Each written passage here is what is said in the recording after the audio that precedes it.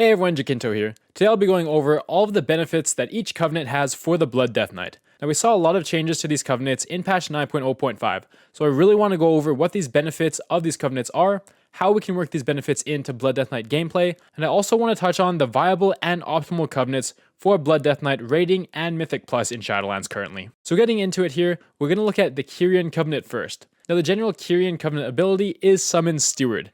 And the main thing you want to take from this is the Phial of Serenity, which can be used to restore 20% of your health and cure curse, disease, poison, and bleed effects. This is a very strong general covenant ability, and it pretty much acts as another health potion that you can use. The ability to remove these 4 effects is very useful as well in Raid and Mythic Plus. In Castle Nathria, there's definitely a lot of bleeds that you'd be able to remove with this Phial of Serenity. And in Mythic Plus, there's all 4 of these, especially bleed and disease effects. So using your Phial of Serenity, you really want to use it when you need that extra health. Maybe you're falling low, you don't have a Death Strike yet. That's a great place to use it. You can also use it to cure one of those 4 effects as well. If you have a bleed that's really stacking up on you, you can use that instead of kiting away. So overall, this general covenant ability is definitely a great one for the Kyrian. Next up, we'll look at the covenant class ability. For Kyrian, that's Shackle the Unworthy. It's a single target ability that does a good amount of damage and reduces the damage that the enemy deals to you by 8%. Your rune spending attacks also have a 50% chance to spread Shackle the Unworthy to other nearby enemies. This is a great ability for that damage reduction and the decent amount of single target damage that it deals. Although it does fall off on AoE damage compared to other Covenant class abilities,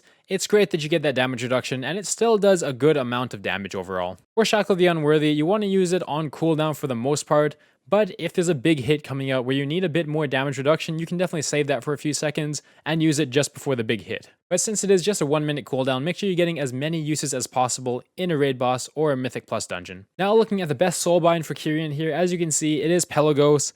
The other 2 of Clea and Mechanicos really don't give you a whole lot of benefits that you'd really want, but Pelagos does have some good ones here. For combat meditation, you're getting Mastery. There are blue orbs on the ground that you do have to pick up. They're usually pretty close to you and not too bad to get to though, so you can have a decent amount of Mastery for a good amount of time. Mastery isn't our best stat, but it's still decent and better than nothing. From there, we go to our first potency conduit of Withering Plague. You can also choose the finesse conduit as well, but I like choosing the potency for a bit of extra damage. Also, if you choose the finesse, the Phial healing does healing over time. It does do more healing, but a lot of times as a Blood Death Knight, you do want that healing right away. So I'd prefer having less amount of healing, but on demand right when I want it. Then you have to pick the Endurance Conduit. The next row after that, it doesn't really matter what you pick. It's no damage or mitigation increase. Then another Potency Conduit, and the Potency Conduits I recommend is Withering Plague, and then followed by Proliferation. It'll just net you the most amount of damage. After that, you have that choice between your Endurance or Finesse. This is mainly based on preference, whether you want more runic power or a bit more mitigation in Lichborn. If you're in Mythic Plus, I'd definitely go Spirit Drain, as it'll net you a lot of runic power. But if it's a fight where you're not really going to be interrupting, I'd go the Endurance Conduit with Hardened Bones. And finally, we have Let Go of the Past, where you can stack up to 3% magic damage reduction, which is it's a small amount, but it's still significant. Next up, we're going to look at the Necrolord Covenant. And for the general Covenant ability, we do have Fleshcraft. Now, Fleshcraft is something that was largely reworked in patch 9.0.5 and was really buffed. So right now, Fleshcraft is a 3-second channeled ability that will form a 40% maximum health absorbed shield around you. This lasts for 2 minutes, and while you're channeling Fleshcraft, your damage taken is reduced by 20%. Now this is quite a large absorb shield around you, and that damage taken while channeling is quite significant as well. This isn't something that you'd really want to use on cooldown if you have resources, so if you still have runic power, if you still have runes, you wouldn't really want to use Fleshcraft all the time. But if you're out of all resources, you have no runes, no runic power, and you need some mitigation, Fleshcraft is a great option to use. If you're struggling with the beginning of a pull as well, as we are Blood Death Knights, our health is quite spiky, you can use Fleshcraft before the pull to get that 40% maximum health absorb shield around you. And that'll definitely help not have your health spike so far down in the start of the pull. But since this is a channel, I would only recommend doing this when you think you would really need that extra absorb damage right off the bat. 3 seconds every 2 minutes over the course of a dungeon can add up to be quite a lot of time if your group is just standing around waiting for you to channel. But if you're waiting for your team to catch up to you in a Mythic Plus dungeon, or that few seconds between when you kill the mob and the Prideful spawns, those are great times to use Fleshcraft. On to the Necrolord class Covenant ability, we have Abomination Limb. Abomination Limb does a large amount of AoE damage to 5 targets and lasts for 12 seconds. It'll pull targets if they're further than 8 yards from you, and it'll also give you Bone Shield stacks. It gives you 3 Bone Shield stacks on use, and 3 more every 6 seconds, so a total of 9 Bone Shield stacks. The gripping ability of A-Bomb Limb can certainly be useful to group up packs in Mythic Plus, or grip in adds and raids. Those Bone Shield charges are nice as well, as they will save you from using a few Mirror Rends, and you can use those runes on Heart Strikes instead. And as I mentioned before, the damage is quite significant. It is a nice amount of burst AoE damage when you pop A-Bomb Limb. You're pretty much going to want to use A-Bomb Limb on cooldown, but make sure you're tracking your Bone Shield stacks and you're making use of the Bone Shield stacks that it gives you. Ideally, you wouldn't want to use A-Bomb Limb if you're at 10 stacks of Bone Shields already, as you won't be benefiting from those stacks. But for the most part, use it on cooldown. Just be aware that it will grip all enemies towards you, so if you're kiting and you don't want those enemies to be gripped to you, don't use it yet, or if you have A-Bomb Limb on, you're able to click the buff off. For the recommended soulbind, we do have Bonesmith Hamir. The first ability of Forge 1 Reveries gets you 3% main stat and 3% armor, as long as you have 3 enchantments on your gear. Also, when you die, you fight for 10 additional seconds, but you are doing 50% less healing and less damage, but you'll last for that whole 10 seconds even if you go down to 1 health. This can definitely be pretty clutch at times. If your group is just about to kill a boss or just about to kill a pack, but then you go down, you're able to actually tank the mobs for another 10 seconds before you have to be rezzed. The extra primary stat and armor is nice to have as well. From there, we go to our Endurance Conduit slot and we choose Serrated Spalders. It does a lot of damage. It'll be like 3.5 to 4% of your overall damage, if not more. So Serrated Spalders will get you more damage than going your first Potency Conduit here, and it's nice to have another Endurance Conduit for mitigation as well. From there, you have to go Finesse Conduit. After that, it doesn't matter what you choose in this row. Have to go Endurance Conduit. And after this Endurance, we will choose the Potency Conduit, as that's what's going to give us the most amount of damage, choosing that Withering Plague for our Potency. The last Soulbind trade isn't really a big deal. It'll give us some movement speed when we get into Execute ability. Can be good for kiting when the adds get low, but not super useful. But the big benefit of Bonesmith, again, apart from the very first Soulbind trait, is Serrated Spalders doing so much damage and being able to take an Endurance Conduit without sacrificing damage, with actually gaining damage because of this trait. Moving on to the Night Fae Covenant here, the general Night Fae Covenant ability is Soul Shape. Soul Shape will definitely give you a good amount of mobility that's very needed for the Blood Death Knight. However, you do have to remain in this Soul Shaped form in order to get this mobility. The teleporting and movement speed can be useful in desperate times where you have to kite, if you're trying to get to a mechanic, say if you have to soak something, or if you're just trying to catch up to your group in Mythic Plus. Because you do have to stay in this soul-shaped form and you're not able to get any throughput or mitigation while you're in this form, I would generally not really use it during a fight unless you really have to. The Covenant class ability for Night Fae is Death's Due, and we did see a good change for Death's Due in patch 9.0.5. So Death's Due replaces your Death and Decay, and it actually does the same amount of damage that Death and Decay does. There's no damage boost to it at baseline. Now, the main benefit from Death's Due is when you're standing in Death's Due and you use a Heart Strike on an enemy while standing in the AoE ability. Now, every time you Heart Strike an enemy while standing in your Death's Due, you'll gain a stack of a buff, which will give you 2% strength and will reduce the damage that the enemy deals to you by 2%. This buff and debuff stacks up to 4 times, so at maximum, you're gaining 8% strength for yourself, and the enemy is doing 8% less damage to you. Now, Death's Due still works like Death and Decay. Your Heart Strike will still hit up to 5 enemies while standing in your Death's Due. So if you have 5 enemies and you use 1 Heart Strike, you actually get all 4 stacks of that strength buff right away. But you are only applying 1 stack of the debuff to each enemy, so each enemy has to be hit by Heart Strike 4 times to have that 8% damage reduction towards you. This means that that damage reduction will take at least 4 globals to get up when Death's Due is already down, but you are able to get that 8% strength in 1 global, which is pretty big. This buff lasts for 12 seconds, so you're actually able to keep this buff rolling 100% of the time if you're good with using your Death's Due and using that on cooldown. And that's pretty much how you want to use Death's Due. Use it on cooldown, make sure you have the runes to use Heart Strikes right after as well. Now, prior to patch 9.0.5, Death's Due only gave you 1% strength and 1% damage reduction, and it stacked up to 8 times, so it took a lot longer to get to maximum stacks of the buff and debuff. But now, since you get 2% of each and it stacks up to 4 times, it is a lot quicker to build up those stacks. But do note that on a single target encounter, it does take longer, at least 4 globals, to get your buff and maximum stacks of the debuff. You can keep that up for 100% of the time as long as you're using Death's Due on cooldown, but it does take a bit longer initially. Now for the Night Fae Soulbind here, we do choose Naya. First Soulbind trait, Grove Invigoration, you get maximum health increased as well as Mastery. Again, mastery is not our best stat, but it's better than nothing. But the maximum health is pretty nice to have. From there, we'll go to our potency conduit, and for Night Fae, instead of Withering Plague, we actually choose Withering Ground, which buffs the damage of Death's Due. This just gives us the most amount of damage output. Just make sure the enemies are standing in your Death's Due at all times, or as much as possible. After that, we have a trait where Soul Shape will heal us, which is nice, especially if you're going between packs and Mythic Plus. Pop Soul Shape, you'll heal if you need to. We have to choose a Finesse Conduit after that. Next row, doesn't matter, there's no good increases there. Have to choose the Endurance Conduit, and after that, we actually go for our second Endurance Conduit, and this is because the last Soulbind trait of Naya's Tool's Burrs, that deals a lot of damage. The Burrs will be a significant portion of your damage in a Mythic Plus dungeon or a single target encounter, so it's worth going that second Endurance Conduit to get these Burrs. The final covenant is Venthyr, and for the general Venthyr ability, we do have Door of Shadows, which lets us teleport to a location 35 yards away on a 1.5 second cast time. Now, although there is a cast time to this, Door of Shadows is actually very useful, especially as a Blood Death Knight. It does give us some mobility and more ability to kite. If you're in a raid, Door of Shadows can be used to get to a location you have to get to faster, and if you're in Mythic Plus, it can be used to either kite around enemies, or it can be used to catch up to your group while running towards the next pack.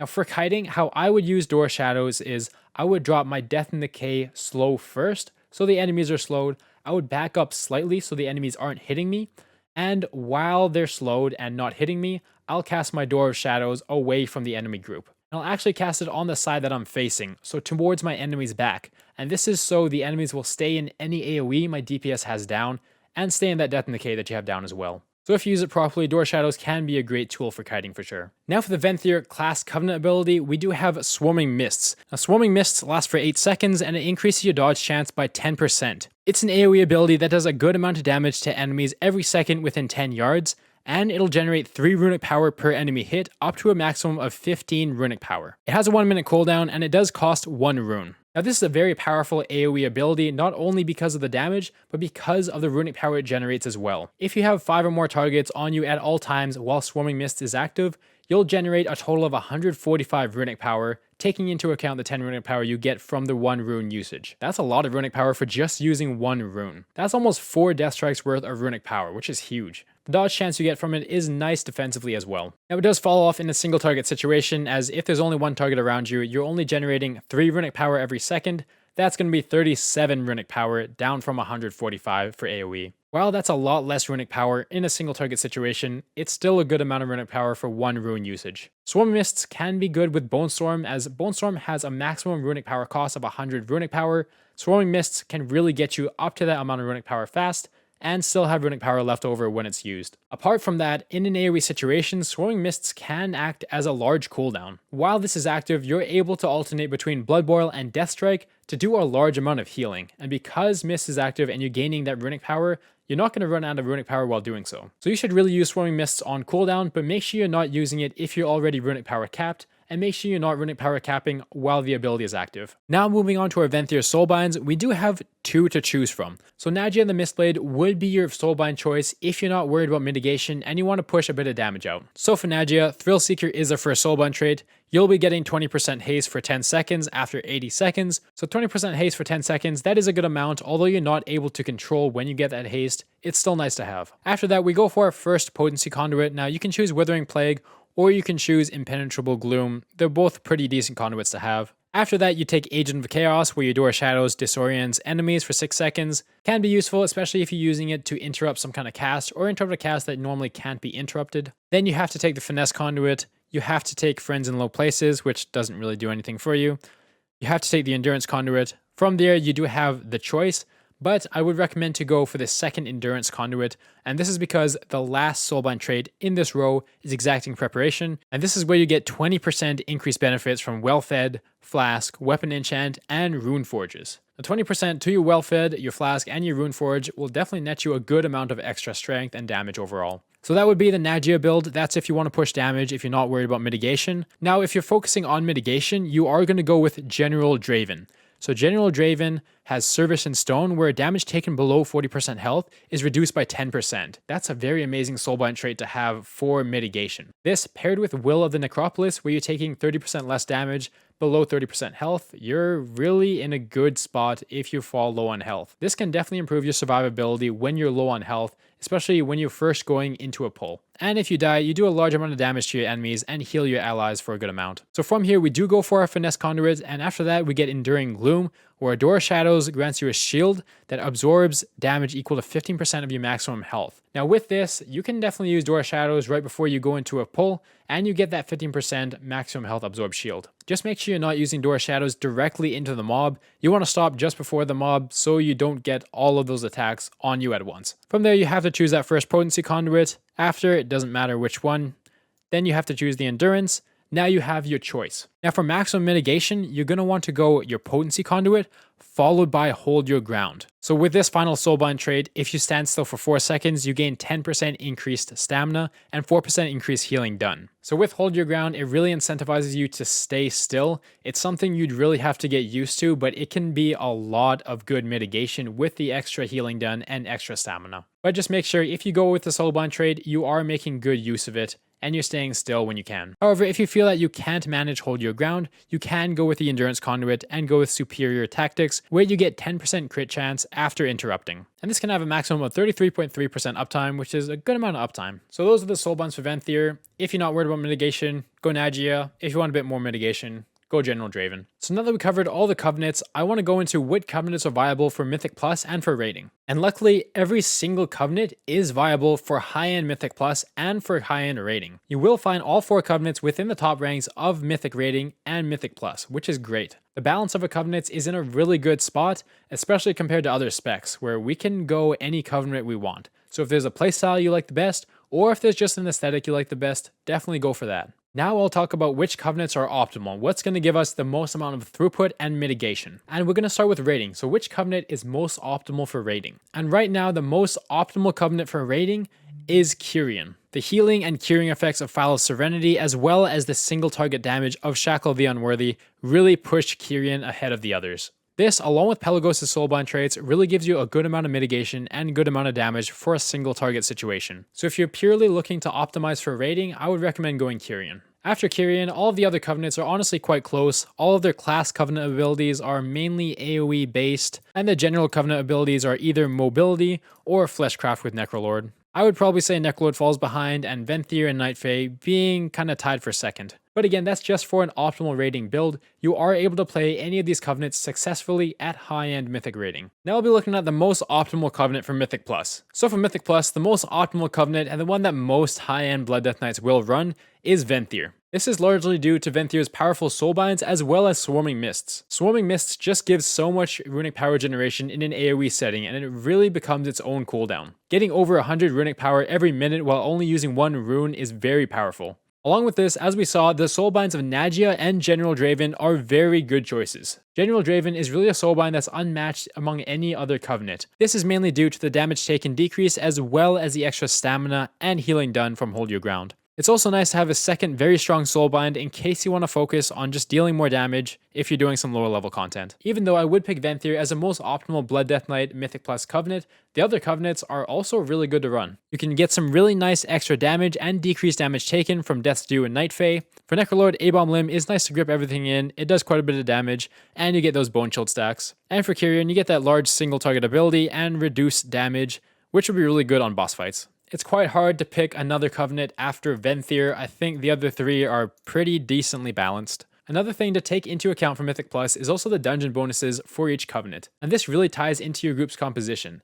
Ideally, you'd want at least one of each covenant so you're getting each dungeon bonus. Looking at Night Fae, there's a lot of high-end DPS that are running the Night Fae covenant right now. Mages, Boomkins, Marksman Hunters, Shadow Priests, they're all running Night Fae. So even though Night Fae is still a strong choice for Mythic Plus, if you choose Night Fae, chances are you'll be in a group with a lot of other Night Fae players as well. So just to make sure those dungeon bonuses are covered, it would be beneficial to run one of the other covenants. If you're playing in a set group, you can probably set that up amongst yourselves, but if you're pugging, definitely I would choose another one other than Night Fae, as you'll encounter a lot of Night Fae players. If you are in a set group, you can definitely play any one of these 4 covenants if you're missing one for the dungeon bonus. Although like I said, Venthyr would be my pick for the optimal Mythic Plus Blood Death Knight covenant in terms of our personal power. The other covenants will still do you well, and you can really push into those high-end Mythic Plus dungeons with any covenant. That's all I have to say about Blood Death Knight covenants in patch 9.0.5 in Shadowlands. I hope this helped break it down for you and helped you make the decision if you're planning to change covenants or not. Thanks so much for watching, everyone. As always, I really appreciate it. I'll see you in the next one.